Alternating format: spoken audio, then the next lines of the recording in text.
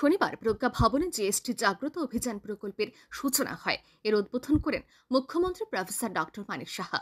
অর্থ দপ্তরের উদ্যোগে আয়োজিত এই অনুষ্ঠানে উপস্থিত ছিলেন অর্থমন্ত্রী প্রণজিৎ সিংহ রায়, মুখ্য সচিব জে কে সিনহা, অর্থ দপ্তরের সচিব সহ অন্যান্য আধিকারিকরা। অনুষ্ঠানের উদ্বোধন করে মুখ্যমন্ত্রী বলেন, 2024 থেকে 25 অর্থ বছর প্রায় শেষের পথে। এই অর্থবর্ষে রাজ্যের বাজেট ছিল 27,800 কোটি টাকা। এর মধ্যে রাজস্ব আয় অর্থাৎ জনগণের কাছ থেকে কর বাবদ আয় 3,700 কোটি টাকা। মুখ্যমন্ত্রী আরও জানান, বাজেটের অর্থরাশির মধ্যে 10,000 কোটি টাকা ব্যয় হয় বেতন ভাতা প্রদান, পেনশন প্রদান এবং সরকারের ঋণ শোধের জন্য। রাজ্যের যে নিজস্ব আয় 3,700 কোটি টাকা, এর মধ্যে এডিসিকে 25% দেওয়া হয়, 10% টাকা দেওয়া হয় বিভিন্ন লোকাল বডিকে। মুখ্যমন্ত্রী বলেন, রাজ্যের নিজস্ব আয়ের উপরে কিন্তু নির্ভর করে রাজ্যের উন্নয়নের গতি প্রকৃতি। তাই রাজ্যের নিজস্ব আয় বৃদ্ধির উপর আরো বেশি করে গুরুত্ব দেওয়ার কথা বলেন মুখ্যমন্ত্রী প্রফেসর ডক্টর মানিক সাহা। এবং যে লোন আমরা নিয়েছি পূর্ববর্তী সরকার এবং আমরা যে লোন নেই, আগে সরকারি 13,000 কোটি টাকা লোন নিয়েছিল, সেই লোনের টাকা আমাদের কিন্তু এখন ঋণ শোধ করতে হচ্ছে, পূরণ করতে হচ্ছে।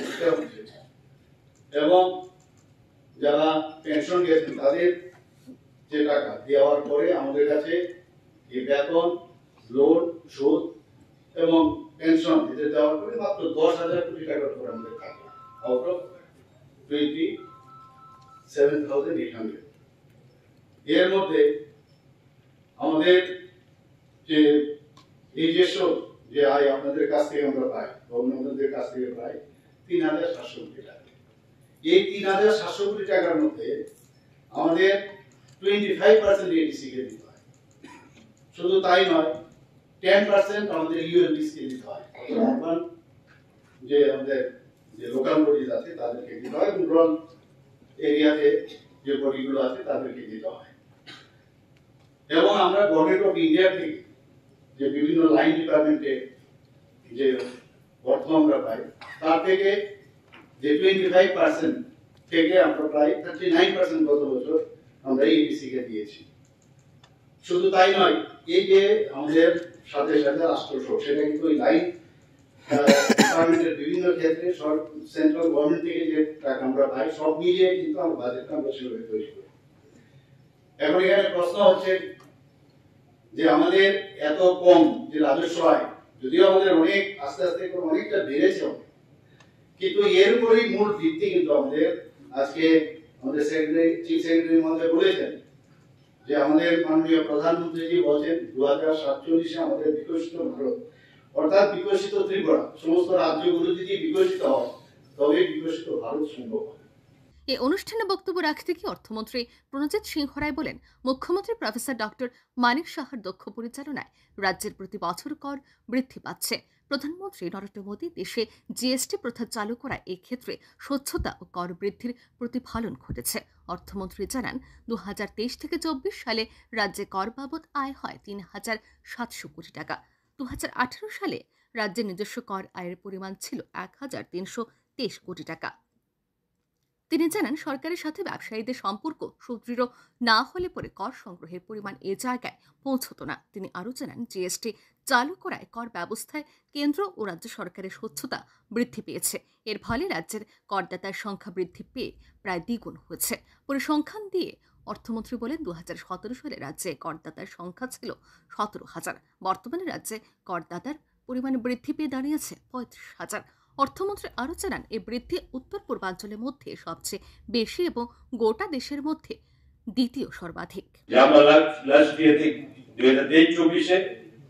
যেখানে আমরা 3,007 কোটি আমাদের এখানকার এই যোগ্যতা আমরা পেয়েছি, যেটা সরকার আমরা এসেছি 2018 মার্চ মাস।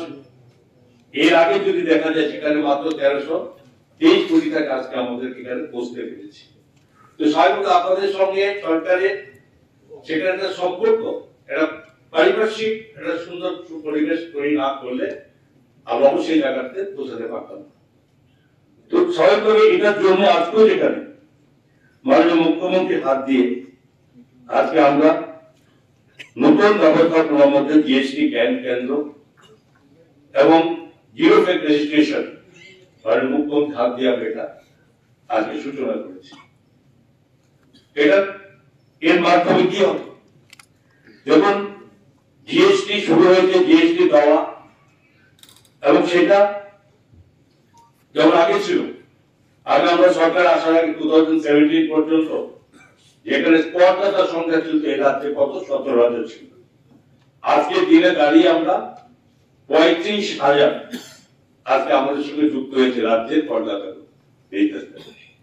এই যে ব্যাপক ডাবল এই কয়েক বছরে, তার পেছনে আমাদেরকে এটা অবশ্যই স্বীকার করতে হবে যে করদাতাদের ইচ্ছুক এবং তাদের দেওয়ার প্রবণতা এবং রাজ্য সরকার একটা স্বচ্ছ পরিস্থিতির মধ্যে এবং একটা পারিপার্শ্বিক বন্ধুত্বপূর্ণ পরিবেশের মধ্যে আমরা কাজ করার চেষ্টা করছি বলে আজ এইভাবে সমস্ত এগিয়ে এসেছে।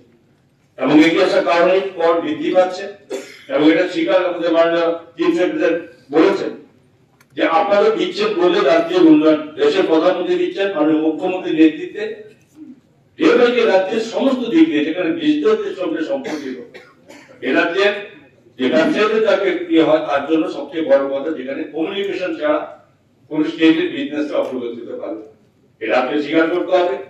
যদি আমরা দেখি ক্রমান্বয়ে যে আজকে এই রাজ্যের কমিউনিকেশন ব্যবস্থাগুলো কতটা ব্যাপকভাবে আমরা এগোতে পেরেছি এবং সেটা স্বাভাবিকভাবেই। অনুষ্ঠানে বক্তব্য রাখেন রাজ্যের মুখ্য সচিব জে.কে. সিনহা। তিনি রাজ্যের করদাতাদের অভিনন্দন জানান। যথাযথ সময়ে কর প্রদানে সকলকে সহযোগিতার মনোভাব নিয়ে এগিয়ে আসার আহ্বান জানান মুখ্য সচিব। Bureau report, RE news.